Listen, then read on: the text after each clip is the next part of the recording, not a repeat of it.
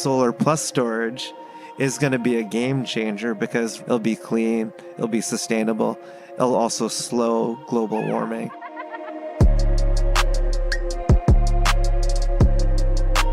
Hello and welcome to the Solar Maverick podcast, where solar meets entrepreneurship and experience. I'm your host, Benoy Thanjan. And I'm your co-host, Lee Wang. Let's get into it.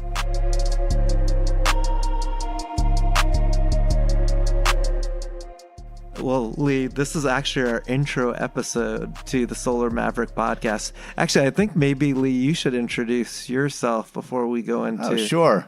Well, thanks, Benoy. I'm a longtime journalist. I started out in the newspaper career, so interviewing people is kind of my forte. So I'm glad to be part of this project. And since then, I've been doing a lot of digital marketing, websites, helping people with their search engine optimization, their Google Places pages, and also paid search and content marketing. So that's the focus of my firm. I'm at mjwangmedia.com is the name of my website here. Great. And I'm Benoy Thanjan. I'm the CEO and founder of Reneu Energy. We're a solar consulting and development company.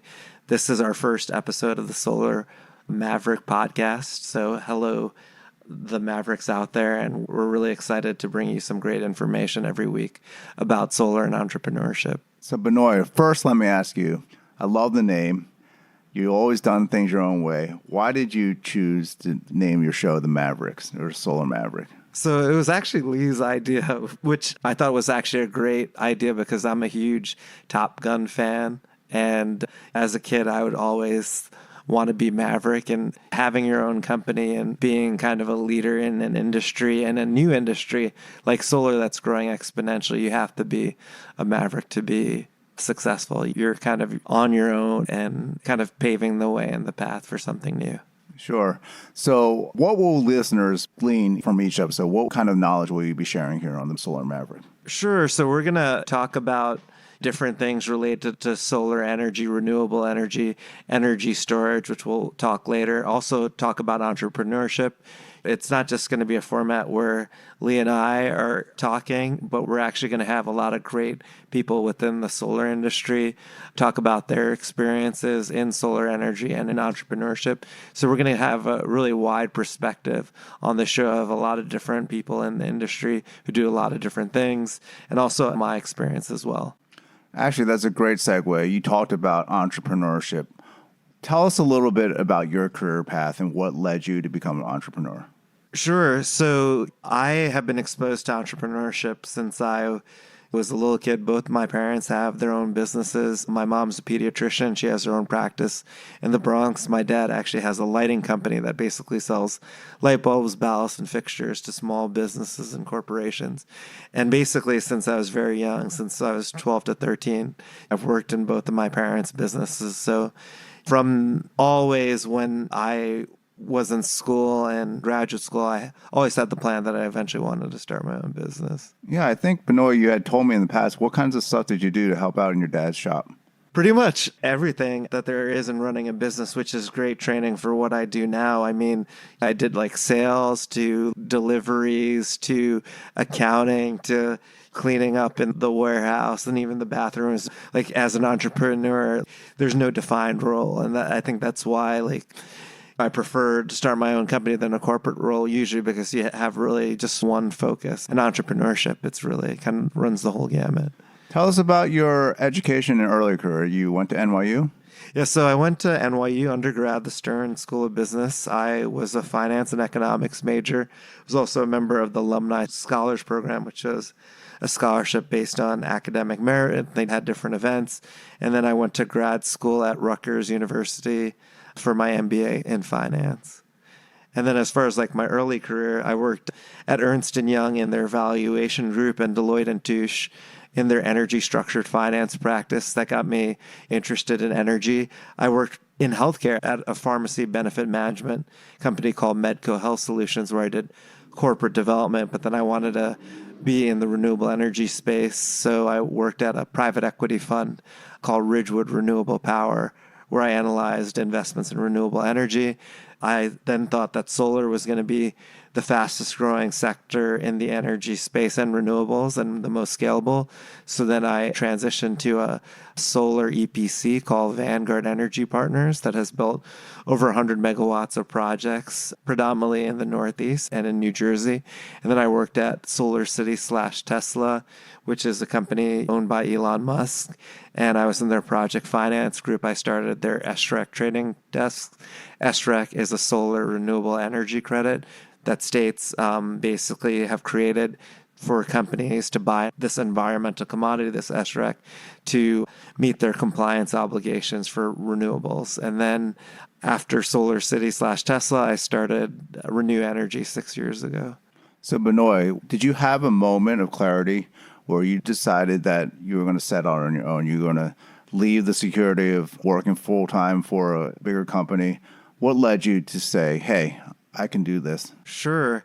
I credit, obviously, both my parents being entrepreneurs and being very supportive.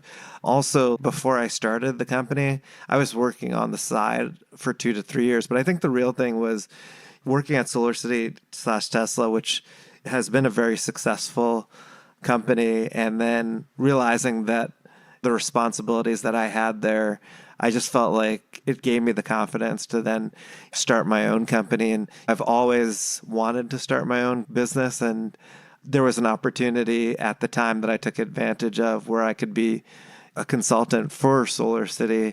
And that was kind of an easy way of, there's nothing easy in entrepreneurship, but that was kind of an easy sort of segue to start my own company by having a big client the first day that I started business. So at a practical level, it was very helpful for you to have income coming in while you started your company, is what you're telling us. Yes, definitely. So day one, like, the company was profitable because I had a big client that once I started the business, and I had confidence because the consulting agreement was based mostly on success, that I was going to close a lot of these SREC transactions, which we end up doing. So, what advice do you have to anyone out there listening who may be on the fence about starting their own company? What are some practical tips you give, besides obviously having a good source of income to start with, but what are some good habits you've developed over the years in keeping your business strong? Sure. So I think there's a couple of key things. I mean, when I started my business, I really didn't have a background in sales.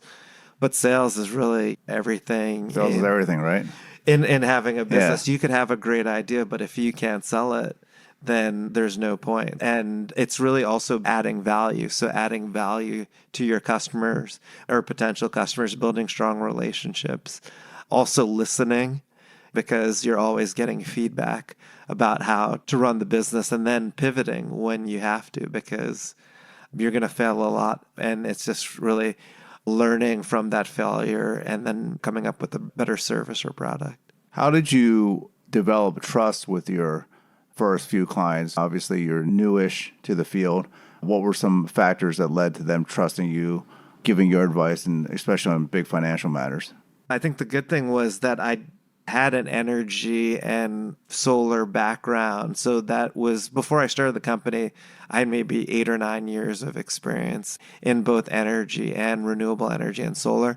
So really, I had a lot of strong relationships and the network of people in the energy space, and specifically the solar space. It's like 2 degrees of separation from Kevin Bacon, not 5 degrees of separation. So I think that was very helpful because I already had the trust from my prior working relationships. And then a lot of the business too was based on referrals of from people that I worked with in the past referring me. So a lesson here could be stay in touch with people that have mattered in your career, and also probably keep good relationships. Don't burn bridges. Definitely mentorship as well. Okay. Bill Short, who helps us with the power marketing of our company, he helped me a lot with the rec part of the business, but also he had an established business and other sort of established people that I looked for mentorship who were also entrepreneurs and kind of doing something similar, looking for them for advice, feedback, especially support, because in the beginning, it's a lot harder than when you're more an established business. One thing that's probably helped with your sales, I'm going to guess, is your enthusiasm and confidence, right, for solar energy. What drives you to be in this field day in and day out? Why are you so inspired by solar energy? Definitely. I'm very fortunate because I'm doing something that I'm passionate about, that I love, renewable energy and sustainability. And so for me, getting up at 4:35 in the morning and working till very late, it's very easy. And obviously, if you're doing it for yourself and it's your own company, you're putting your heart and soul into it. And then I feel like I'm doing something that's actually making a difference.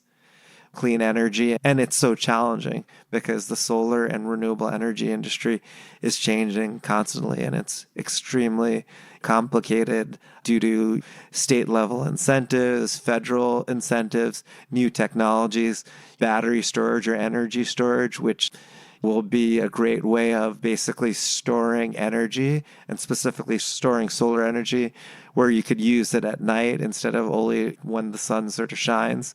It's just exciting, and there's always something to learn. And even I am constantly learning about the industry, and I'm hearing new things every day about the industry that I didn't know. You mentioned you wake up early. Walk us through some of your daily habits that help keep you productive and mentally sharp. Sure. So I tried to start the day pretty early, 4:30, 5 o'clock. I get up. I think also what's been very helpful for me is actually meditation. So I use the Headspace app and meditate 10 to 15 minutes a day. How does that work? It's a paid sort of subscription, and then they have like a group of different meditation practices, and then it's like for a fixed length. But what I found is I used to be very anxious about the day, and that really was able to kind of calm me down. And then right after the meditation, then I go to the gym, then I have breakfast, and still it's only like 7:30 or 8 o'clock, and then I start working. Yeah. So by the time most people get into the office, I've been productive for the past 3 or 4 hours, and I'm really about also having time to think and doing deep work in the morning. So I tend not to try to schedule meetings in the morning because I get the most efficient or difficult tasks done in the morning when my mind's fresh. And also I figure out the schedule of that day, the week, what to prioritize, like in my to-do list and things like that. This might be something private, but I'm sure you like sharing this about your life, which has been inspirational to me. Is you're a 9/11 survivor, and I'm wondering if you would care to share a little bit how that shaped your feelings about life and passion and embracing the moment. Oh yeah, definitely. So I thought on September 11th that was going to be my last day. I was in One World Trade Center when the plane hit, and I was in the lobby, but there were explosions due to the jet fuel going down and fire and people on fire and getting out of the building and things like that. But I thought September 11, 2001 was my last day on this earth, and it's crazy. It's 2018. So I really try to live each day like it's the last, and I don't take anything for granted after that because I saw a lot of people around me who died. And so that really as well kind of shapes me as an entrepreneur because I don't take anything for granted. I just try to do the best that I can every single day and enjoy every part of it. And I think that experience, obviously a very negative experience, it really kind of made me a lot stronger of a person just because you realize life is temporary. But I'm human as well. Sometimes I let little things bother me as well. I'm human, and I try to then remember how fortunate I was back at that time. So that makes a lot of sense on your current mission. Talk a little bit about how solar energy is going to help this earth and help humanity. Sure. So as we all know, there's been a lot of reports about climate change, and solar is a great sort of resource where we're not going to use fossil fuels like coal or natural gas, and it's a plentiful resource. Solar plus storage is going to be a game changer because right now solar and wind are very intermittent sources of power, but with being able to store power and being able to use it, it's going to be similar to what you have with cell phones where you don't need the infrastructure like you do now with the traditional sort of power plant, transmission, distribution line. And then that's how you get your power. Where you live, you're going to actually be generating your power. So that's a huge sort of advantage to have. You'll still need the grid, but the reliability of having energy, it'll be clean, it'll be sustainable. It'll also slow global warming. Unfortunately, I don't know if we're able to reverse it, but we're definitely able to slow it down. That's great. Tell us a little bit about what Reneu Energy specifically does. I know you help a lot of companies with early stage solar project feasibility. Give our listeners a sense of what they could hire Reneu Energy to do. Sure. So Reneu Energy, we're basically a solar consulting firm. We only focus on solar technology and storage, and then we also develop projects. We initially started as an SREC broker. That's that solar renewable energy credit. We brokered about 27 million in these SREC transactions, which is basically created to incentivize companies to have certain part of their generation renewables. But we also do other work. We, for example, have an investor that has $500 million that we're helping them with our relationships with a lot of developers and finding project opportunities, helping with the due diligence and finding opportunities that they could finance. We do a lot of research on different markets. For example, we help like a non-regulated energy company look at whether they should invest in the Maryland and New Jersey market. So we'd created customized research. We've done stuff internationally in Asia. For example, we helped a big panel manufacturer in India with their strategy of selling panels into the US. We've helped a pharmaceutical company look at their office space and their land and see whether it's ideal to basically do solar and then run an RFP process. So anything related to solar we're involved with. We also develop projects as well, both commercial, industrial, and utility scale projects, solar farms. You just opened 2 offices in California, one in San Diego, Yes. one in Los Angeles. What led you to open those offices, and tell us a little bit about why California is so hot for solar right now? Definitely California love. So I think California, what I love about California is that they're the number one state for renewable energy, specifically solar. And they've been very progressive on basically creating an incentive program to allow the development of both renewable energy and, as I said, storage. And one of the big things was a few weeks ago, Governor Jerry Brown, the governor of California, signed a legislation to have 100% renewables by 2045. Wow. So that's not that far in the future. They're working on programs right now to basically incent more development in California. So I thought it was a great opportunity to open 2 offices in Southern California, in San Diego and Los Angeles, even though we've primarily been focused on the Northeast and Mid-Atlantic markets of the U.S. You've talked a lot about storage. Why is that really the next frontier, or why is that so important? Sure. So right now, basically solar energy only works once the sun is shining. And unfortunately, at night, you're then dependent on like the grid basically to provide that electricity from whatever sort of plant that is. It's mostly natural gas plants in the US. So really what storage allows is you're able really to scale solar energy because you're able to use it at night. What we're seeing is that right now we're seeing like lithium ion batteries are the big technology. Like Tesla built a gigafactory in Nevada. And what we're seeing though is like the cost of lithium ion technology is going down substantially. It's still right now pretty expensive to make it work.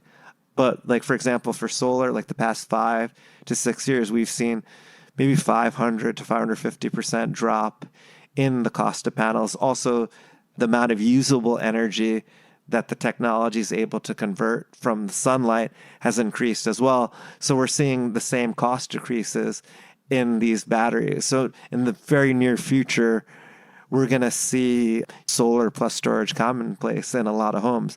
And we're all actually trying to figure that out. I mean, it's definitely still in its infancy stages. Everyone's trying to figure out how to incentivize this sort of development because they're having issues as well with having a lot of solar online. Electricity prices have gone down during those peak times, and then later at night prices have gone up. It's called the duck curve, which might be getting too technical for this sort of question. Okay. So also you do a lot of projects internationally. Talk to us about how different it is to work in, say, Vietnam, Asia versus South America versus domestically here. What are some sort of different ways that people do business that you've noticed as far as solar goes? Yeah, definitely. So it's interesting. So Europe has been very progressive in renewables and solar energy, but the US is pretty advanced in a very short time in solar energy. And we get contacted by so many companies internationally about helping them develop projects. And solar is actually very basic technology that's been around for a long time. But a lot of these countries where they're developing these projects, we mostly focus on Asia and South America. It's still very early. So they're really looking for American or US expertise on how to develop and how to finance these projects. And that's where we come in and add a lot of value, because our team here at Reneu Energy has done a lot of work in the industry, and we have all different backgrounds. Obviously, I'm more of a financial background, but we have an engineer, we have someone who has an expertise in permitting, state level legislation. So I find like business is actually kind of the same in these different countries. It's all about the relationship. Obviously, there's like cultural norms, and you need great local contacts or a great local person there to kind of be able to get stuff done. But it's still a very similar way of doing business. Yeah, you mentioned to me you had to brush up on your karaoke skills. Yes. In Vietnam, it was actually very funny. We were meeting with a Vietnamese multinational who's developing a 300 megawatt project. And after lunch, we had to sing karaoke. And that's maybe part of the reasons why I'm taking voice class, even though I love singing. So what was your go-to song in an under pressure business situation? So it's funny, my other colleagues, we partner with a company that does EPC work in Asia that's actually based in India. But the go-to song, which they loved, was Gangnam Style. And they were getting into it and dancing as well. So, and it's an easy song because they all know the song and they all want to sing. So it was not just me on the spot, like singing alone. So it made it a lot. Good tip, Mavericks. When in doubt, Gangnam Style is a good choice. In Vietnam. All right. So actually, Benoy, tell us a little bit more about your interests outside of work. We know you're a huge football fan. Let's share with your listeners a little bit about your hobbies. Sure. I mean, I have like diverse hobbies. I'm a huge football fan. I'm a huge fan of the New York Giants. And I play actually in a two-hand touch football league. I also play guitar, beginner. So I take guitar and voice lessons. I love traveling, exercising. I read a lot. Love What are listening to a lot of some music. books you might recommend?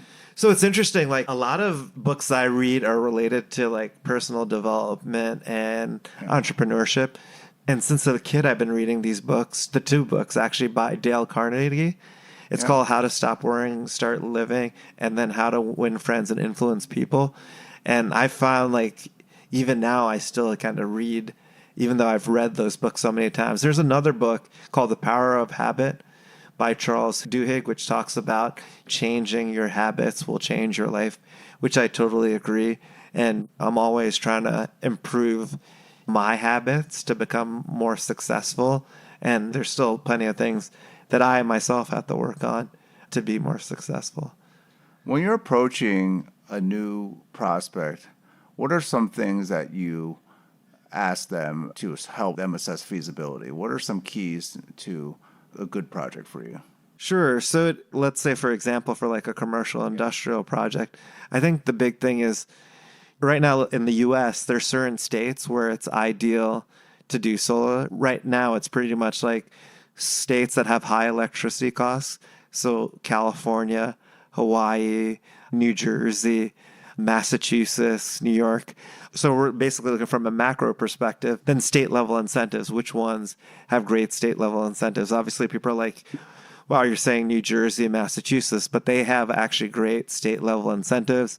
Massachusetts has a SMART program, which is like a feed-in tariff program to incentivize solar. New Jersey has this SREC, and actually California, Arizona, and Hawaii don't actually need an incentive now at this point. The electricity price is pretty high. It just makes economic sense. But then when you're looking at a building, it's really how much usable space there is on the roof, and basically whether there has to be some roof work done if it's not a new roof, because solar is a long-lived asset that's going to be there for 20 to 30 years. So you have to make sure that you're not replacing the roof in the process. You also have to look at the energy usage of the building, because it's a lot easier to do a solar when it's owner occupied, meaning that the owner is using the energy, and making sure that there's enough solar to make it a worthwhile investment. Yeah. Well, I think that we cover a lot this episode. Benoy, is there anything else that you would advise to listeners out there when they're considering solar in a commercial aspect? So I think the myth is that it's not economical, but things have changed so dramatically with the price of solar panels. The government also has incentives as well. On the federal level, there's a 30% investment tax credit. So basically 30% of the cost of the system is actually paid for by the federal government. There's also accelerated depreciation. So within 5 years, 50% of the cost of the system is actually paid by federal incentives, and that's not including the state level incentives. So you definitely should consider, if you're a commercial industrial building owner, to look into it. And obviously we're happy here at Reneu Energy to help you, and Benoy specifically, or me specifically. So how do people contact you? First of all, we're opening up this podcast to any questions from the listeners. So Benoy, what's the best way to reach you with any questions? Sure. So the best way to reach is info@reneuenergy.com. It's info, I-N-F-O, at RENEU energy.com. So info@Reneu Energy. Renew with the U instead of a W at the end, energy.com. Well, till next time, we look forward to hearing from you, Mavericks, on our next episode with some questions, and be sure to tune in for the next episode. Yep. Thank you, fellow Mavericks, and thank you, Lee. We look forward to many episodes to come.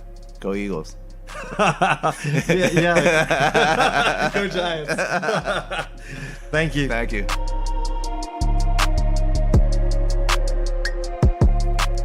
Thank you so much for listening. If this content is delivering value to you, please go to iTunes and Stitcher Radio and leave us a 5-star review.